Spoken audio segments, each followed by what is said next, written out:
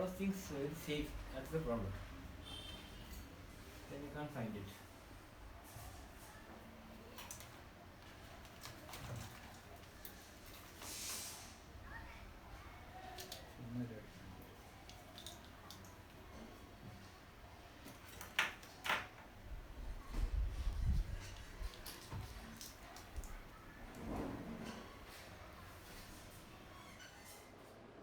I was born in Ernakulam.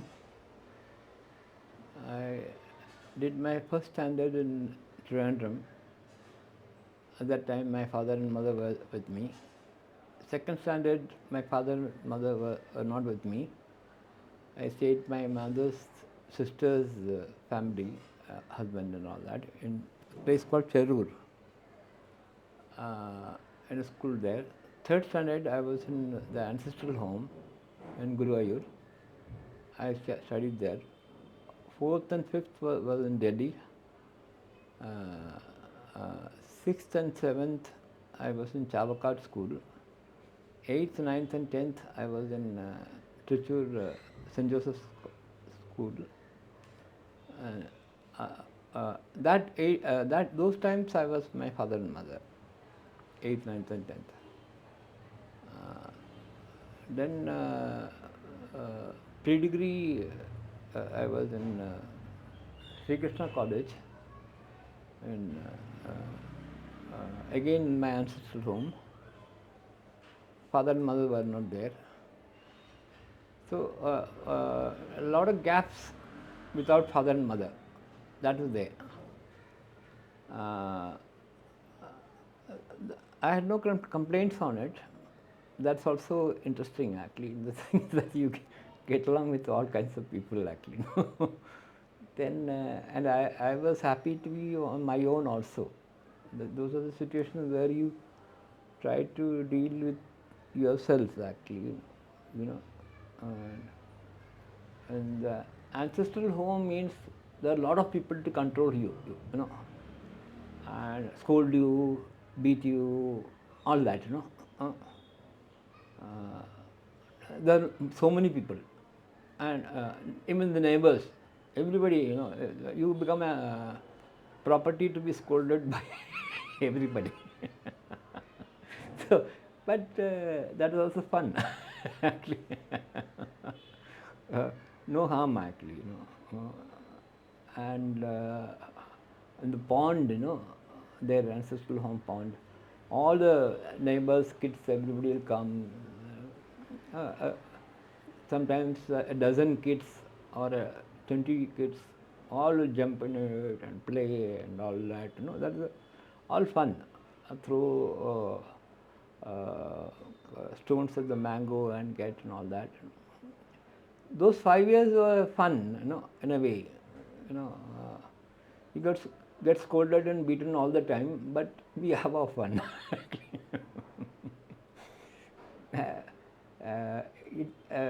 That was a village atmosphere at that time, and that's a very nostalgic situation for me even now, actually. And people should grow up like that, you know, as a community, and you know quite often you get scolded and beaten for no reason, you know. They are in a bad mood, so they come in. Why are you looking at me and say attack and want me beating? You don't know why you're getting scolded and why you are getting beaten up. So, but that's also fun, actually, you know. Not that beating will be hard. My grandmother, mother's mother, used to beat children with, you know, irkila, you know, the middle portion of the coconut leaf, only on this thing. You know. She's a very gracious person, you know. She used to come and sit with me at night and tell stories. She's an extremely peaceful person and gracious, completely white hair and like a little hump, because he was fallen in a well at a young age. So she had a hump, actually. And she used to love children and very gentle, all that. But her stories were all Ramayana and Mahabharata, all violent stories, actually. Ramayana and Mahabharata are all war stories, completely. I still can't understand how a peaceful person like her could go on speaking about war stories as heroic kind of thing. She is a gentle person. It's a very interesting phenomenon actually. You know, Ramayana, Mahabharata are all war stories. You know, it's not like Bible or Quran actually, where you talk about peace, love, and how to uh, move on with life and environment and all that. And Gita is a justification for war actually. But this grandmother was very peaceful inside, and all the neighbors used to respect her. So when children are not going okay, she used to be beat with this middle portion of the coconut leaf on the leg. It wouldn't pain at all, you know. It never pained, but it pains that she was hurt. For me, I used to love her. But she used to sit. I could not sleep without hearing her stories. Actually, she would come and sit with me. It was all the children. She was very gentle. So those memories are very clear. That's how. That's my initiation for Ramayana. For literature, her uh, her sister, younger sister, uh, she used to be a Malayalam Pandit. She used to teach and all that, retired and all that. And her only job in the house is cutting vegetables, actually, main.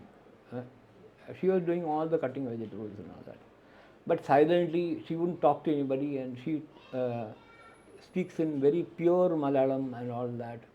She was very fond of me. And she was the person who introduced me to Malayalam literature. So during school, I read a lot of books. There was a library there, lot of books at that time.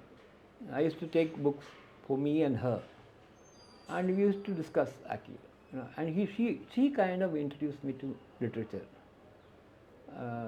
all kinds of literature, Thakari, Keshav Dev, Urub, MT was in there, all kinds of literature and so many things I read at that time. And we used to share books, and she used to talk in very pure Malayalam, actually. I'm very grateful for her. We used to call her Kanani. And I used to go to that library very close by, actually. That's all there, actually. But the thing is that with my own family, when I was there in 8th, 9th, and 10th, my father came out as an MP from Rajya Sabha, and those days there was no, being an MP was not much of an economic revenue. They were paid 500 rupees. A lecturer was paid 500 rupees. And out of 500 rupees, 250 rupees will go to the party. And the house, the bungalow was very spacious. Part of the house would be shared by another party family. And so with 250 rupees, he could not afford buying his books and all that, maintaining the fund. So at that time, during the parliament session, they were paid 33 rupees for the travel and all that. The house was maintained by the travel allowance, actually. When he came back, there was no freedom fighters pension, there was no MP's pension, nothing at that time. Actually. And when he came back, he got a house loan, and then he organized more loans and built a house. And 2 coconut trees were planted in front of the house.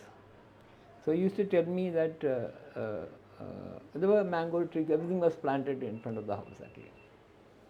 I used to plant some vegetables and rose and all that, and he used to tell me, you whenever you want to urinate, you urinate on this coconut. I will urinate on this coconut. So we used to regularly do that. By the time the coconuts came, the house was sold, to all the debts were cleared and the economic problems were there. So I used to wonder whether the coconuts would have a salty taste or not. But the main thing is that he used to sit in front of the house and with an armchair, from morning onwards, and nothing in the house he would know. He always in the books, actually. So only thing I would go to him, say, when there's fees needed, I would say, they're asking for fees, school fees. So he said, he wouldn't have money. So he said, okay, tomorrow we'll pay. So you take a loan from somebody and give me the money. This is the guy, actually.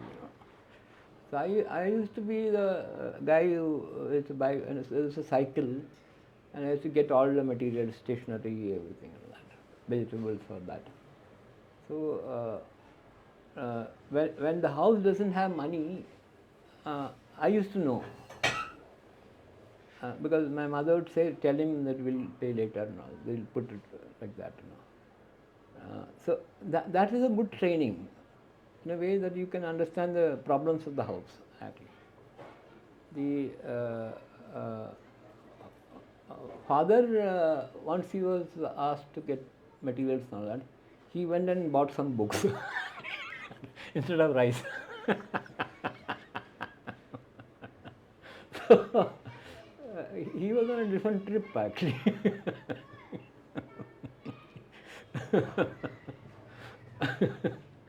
So, but it was great, actually. I had a different father, different kind of mother. All that is. If I had ordinary a father and mother, it would have been so boring, actually. So, looking back, it was a beautiful childhood. Actually, that's way I would say. I had an interview with Tariq Ali, the guy. It became as a cover story. Tariq Ali is a very well-known intellectual. He came out in 8. The whole interview was around 1.5 hours, actually. But the entire thing is not given, actually. And everybody is asking for the interview in English. So this is the guy. And this is the guy. Very fascinating guy. This is my father. They put me as, projected me as my father's son. That's the only problem in Kerala. I don't have a problem in Bangalore or Karnataka, rest of India. In Kerala, there's a baggage. Father's son. They always identify as my father's son.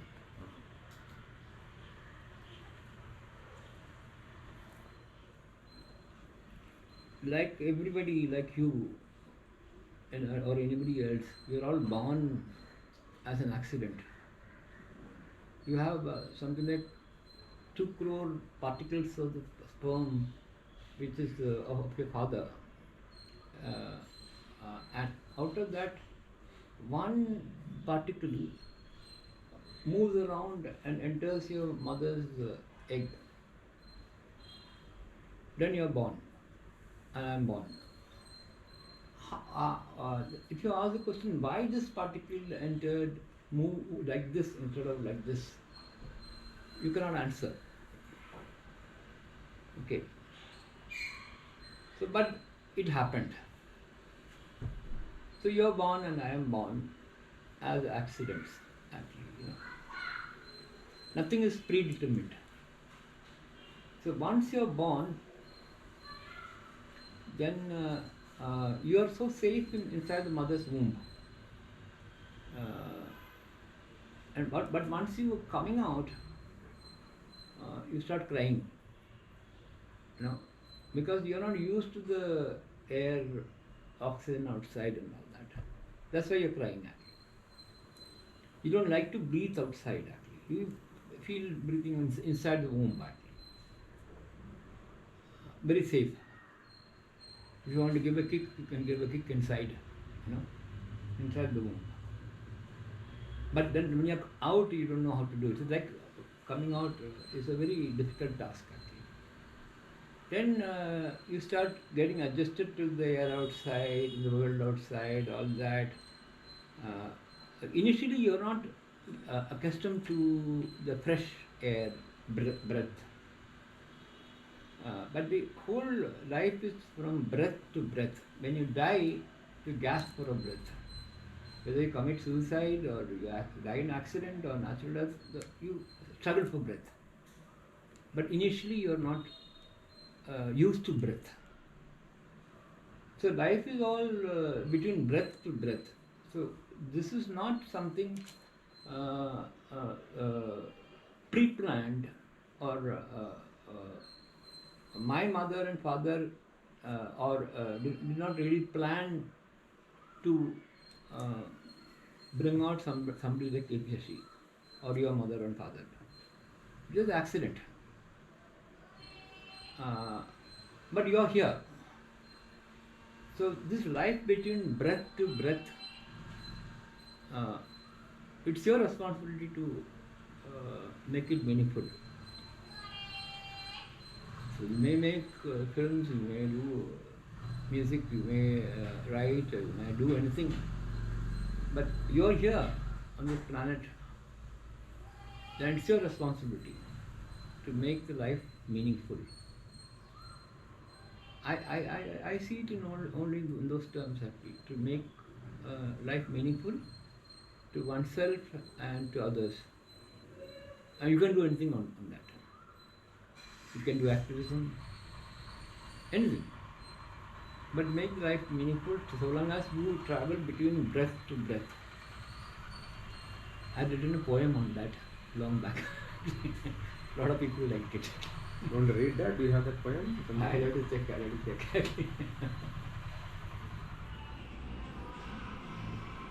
Yeah, this one.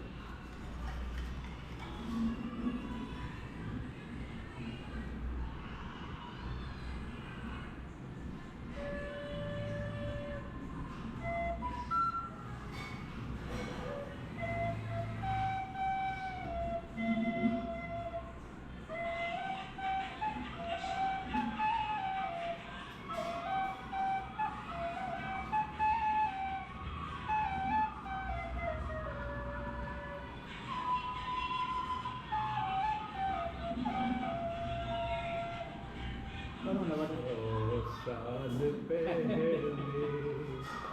हमें तुमसे प्यार था, हमें तुमसे प्यार था, आज भी है और कल भी रहेगा.